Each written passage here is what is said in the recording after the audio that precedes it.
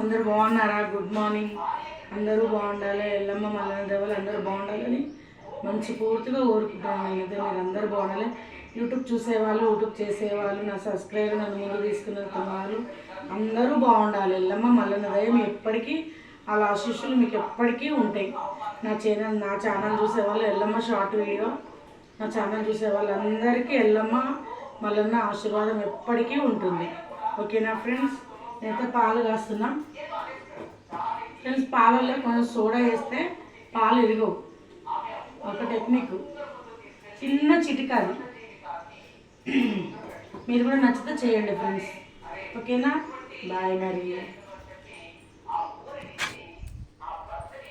పాలల్లో కొంచెం సోడా వేస్తే పాలు ఇరగవు. ఓకేనా? బాయ్ మరి.